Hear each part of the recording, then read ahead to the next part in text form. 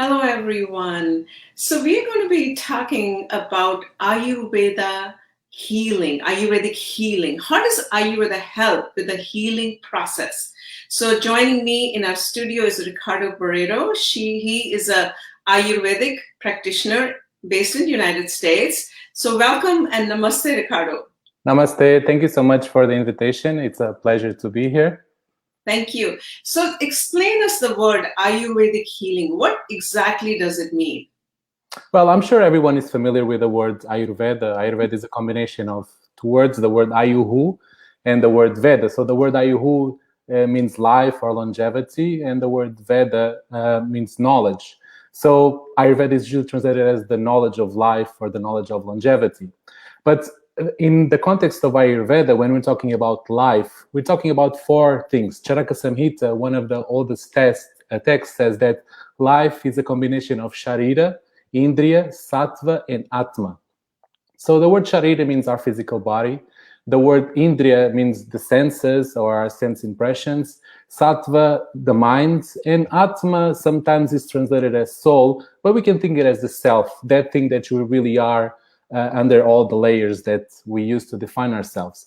So the combination of these four things, from the moment we are born to the moment we die, is what we have to understand in the context of Ayuhu, in terms of life.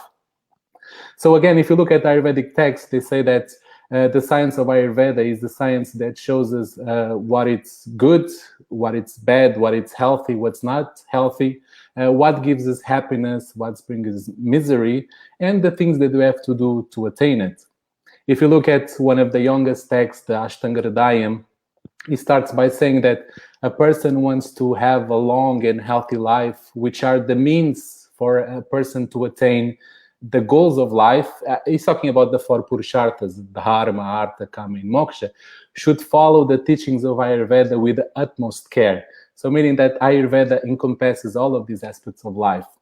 So we can look at Ayurveda with two goals. One of the goals is to maintain the health of the healthy person. And the other goal would be to bring a person back to health if the person is going through some imbalances or some disease. So we can separate technically two parts of Ayurveda. One part maybe more focused on prevention. When we have our daily routines and seasonal routines, like wake up before the sunrise in Brahma Muhurta, scrape your tongue, do your morning routine. Also how to navigate the seasons throughout the year. And then we have the more hardcore medical science. You have the 8 branches of Ayurveda, we have the healing protocols, we have all these things. So to answer your question, when you say Ayurveda, I think the word healing is already imbibed in there, because Ayurveda is healing. Because independing how you look at it, Ayurveda is healing. Because I think fundamentally it's about understanding the space, in the space which is our body and the space around us, and how to navigate this thing in the most harmonious way possible.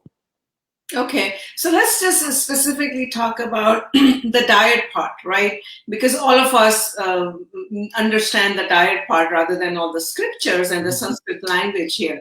So how is Ayurvedic diet different than plant-based diet, as an example, or something more healthy? What is the difference between Ayurvedic diet specifically? So I think an Ayurvedic diet, it's a diet, like if we think about what I just said before, a diet that does not cause imbalances in the body, that maintains the body it can be considered an Ayurvedic diet.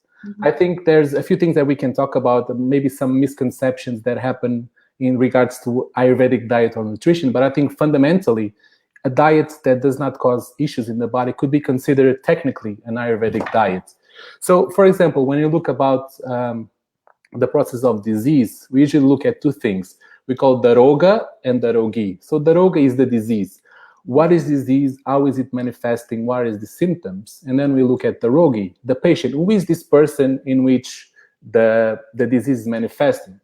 So if we take a little bit the same approach when we look at the diet, we're going to have to look at the reality of the person, and we have to look at the nature of the foods. So just to give a few examples. For example, one of the things we always look, it's the person's ability to digest foods. And we're talking about Agni. The word Agni literally means fire, and it's entity, we can say that it's responsible for transformation. So in this context, we're going to call it the digestive capacity, meaning the ability that the body has to take something from the outside, transform it into something that's going to be used for the body, and then being able to take it out. And why is this important? Because at a certain point, if the digestion is not good, it doesn't really matter what you're eating. You might be having the healthiest food on the planet, but if your body is not working well, then it may actually end up causing more harm than good. So this will be something that we will look upon. How is the person digesting? Another thing we look, like we said before, is a disease. What is the imbalance of the person? What is this person going through? And how can food be a support to bring this person back to health? And this, of course, has numerous multiplications. So many things can be looked upon, but this would be definitely something that we look. Another thing is, what are the person's needs? Because, I mean, throughout life, we have different needs, right? If you're a newborn, if you're a child, if you're an adolescent, if you are a young adult, which is a professional athlete, or if you're a person who is retired and spend the most time at home, the body and the person will have different needs. So once again, nutrition comes to meet those needs of the person. So this is regarding, let's say, just examples about the person. Then we have to look at the qualities of the food. Different foods have different qualities and have different actions. For example, if you look at, let's say, yogurt and spinach, one of them is animal product, the other one is a plant product. One of them is heavy, it's sticky, it's cold. Another one is light, green.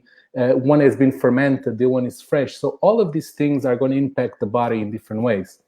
So it's a big combination of factors that will eventually lead to a personalized approach when we want to reach a specific or desire a specific result. Okay, so let's talk about Ayurveda talks about incorporating 6 tastes of food in your food or in your diet on a daily basis. So let's talk about the significance of each taste. Why is that different to combine all the tastes? Well, because first of all, each taste, we're talking about 6 tastes. Swadu, Amna, Lavana, Tikna, Ushna, Kashaya. So sometimes I have to say it in Sanskrit because I forget. So it's the sweet, the sour, the salty, the bitter, the pungent, and the astringent. Ayurveda, there are other tastes described in the text, but this was kind of the protocol that we got today.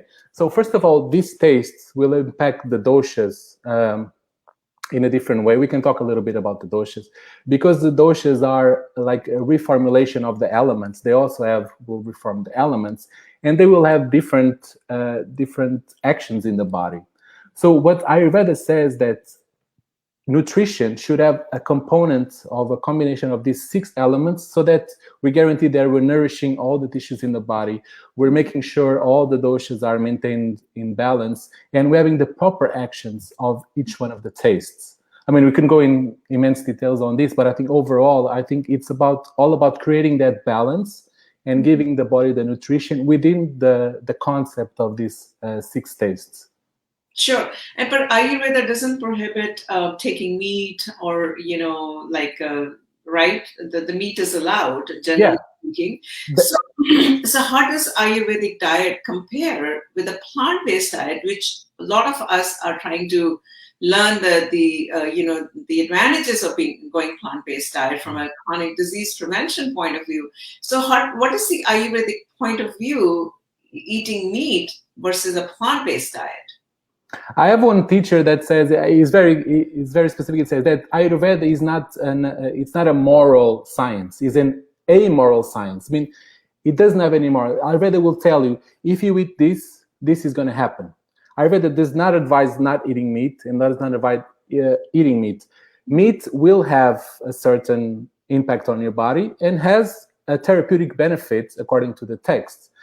But now I think our job as people who are studying Ayurveda, people who are proponing the topics of Ayurveda, we have to get a little bit out of the context in which these texts were written. Now, if we look at Ayurveda, we're talking about somewhere between 3,000, 4,000, 5,000 years ago. If in a period of scarcity, if you have meat, if you have a cow, your nutrition is basically taken care of, right? Because there was not much, so a glass of milk, a piece of meat will nourish you in a way that in a scenario of scarcity you could not maybe get from other situations. Now we can look about today's world, where actually overfed. Most of the diseases that we have in this world are due to the overnutrition. We all have all these discussions about the qualities of the foods that we have. So I think it's up to us to kind of bring that knowledge and put it in a context about our reality. So, but to answer your question, Ayurveda per se, it's not vegetarian or non-vegetarian. It just tells you if you eat this, this is going to happen. On the other hand, you can go into, because if, for example, on the second chapter of the Ashtanga Hridayam talks about the Dinacharya, the second part, there's a part called the Swastavrita, how to have an healthy life. And it kind of says that you should not even hurt small animals. So there's a lot of approaches we can have in terms of healing. There's medicinal benefits for the consumption of meat for the person who needs it. If you ask my personal opinion, does everybody need to eat meat? I don't think so. There's enough knowledge today that people can survive in a vegetarian or a plant-based diet. So yeah. So in terms of Ayurveda, I don't think it's not a vegetarian, non-vegetarian. So what would be a typical protocol for an average person who just knows a little bit about Ayurveda to start incorporating Ayurveda in their life, to start with the healing process?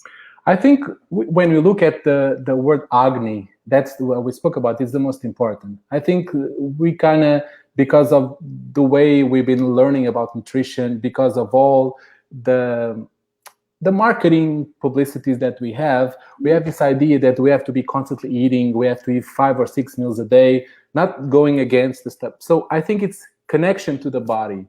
Are you eating when you're hungry? Or are you eating just because somebody told you that you have to have breakfast or you have to have 5 meals a day? Listen to your body, go according to your hunger.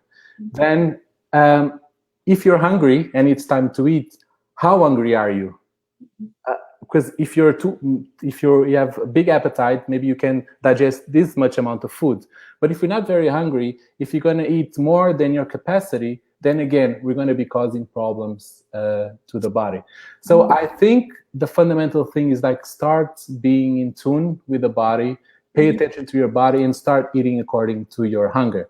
The second thing, and this I think there's no dispute to everyone who talk about nutrition, whole foods, fresh foods, properly cooked, as close to nature as possible, minimally cooked just to be able to digest, will give you the nutrition that you need, staying away from processed foods. So I think I think we're in a state today's society that we have to take a few steps back before we start applying the Ayurvedic concepts, because we have to clean so many things that were not there present when we talk about the text of Ayurveda. They didn't have GMOs, they didn't have factories producing food, they didn't use like chemical compounds. So I think the first step is to go back to as clean as possible, and then we can start building up. Because we know, even we talk about plant-based, well, not plant-based, but let's say vegan diets. You can be vegan eating, having beer than eating chips, because they're not. So being vegan by itself does not mean you're healthy. If we talk about whole food plant-based, it's a different opinion. But that being said, there are whole food plant-based people who are sick, and there are people who eat meat who are healthy, and the reverse is possible. So there's other layers that have to be inset before we even start thinking about food. Sure. So do you want to mention a little bit about Ayurvedic diet being a personalized, right? So I think as much as I know about Ayurveda, having talked to, interviewing so many people, is that I feel as a consumer that Ayurvedic diet is more personalized diet, in the sense like, my constitution according to my dosha, the Ayurvedic diet will be kind of designed according to me. That, at least as a consumer, that's what I understand the main difference. What are your thoughts on that? Well, I think, and we can talk about a bit the misconceptions. The idea that you are able to go online and make a test and having a food table that it's set for life, I think that actually undermines the reach and the knowledge of Ayurveda, because I believe we're oversimplifying this body, which is a extreme complex machine that works in miraculous ways. So that process of oversimplifying, I don't necessarily agree. That being said, we do have our own constitution according to Ayurveda. It's called Prakruti, which is defined at the time of birth. But it's funny how they said that your constitution, it's like poison in a poisonous animal, meaning that it won't cause you any harm if you're on your state of equilibrium, let's say. So in regards to that, we have to take in consideration how is your digestive capacity, what are your tendencies, and what are you prone to be, and then deal with that. But if you're a person who's going through some imbalances, then the Prakruti stops being, I'm not saying it's not necessarily, but it's not going to be the main focus, right? The idea is to bring the individual back to balance, and then you have to go according to the disease itself. So the personalization has to happen, but I find that because of Ayurveda is being postponed everywhere, I think it became oversimplified, because we want to be free to be healthy, but then we ended up putting ourselves in 3 little boxes, Vata, Pitta, Kapha, and then if I am Vata, I have to eat this, Pitta, but we are human beings before that. So I think it's a bit more complex, and it's a bit more encompassing all of that. Nothing against, but I think there's more to that than just this simplification. Sure. So what would you like, 3 or 4 things that you like to tell the users what they should start if they want to incorporate the Ayurvedic lifestyle? So when we talk about Ayurveda, we talk about the 3 pillars. They call food, the sleep, ahara, nidra, and depending which text you look, brahmachari or abrahmachari. So food, it's your inputs, food, water, breath, and perception. Sleep, it's a sleep. And then brahmachari, sometimes it's translated as celibacy. If you choose the word abrahmachari, would not be your sexual life. But brahmachari also means the living in according to the laws of nature. So we can call it lifestyle, I don't know. One of my teachers kind of broke down this concept instead of 3 pillars to 4. So he talks about food, sleep, movement, and silence. Because if you look at it, you won't have much choices. At some point, you're going to have to eat.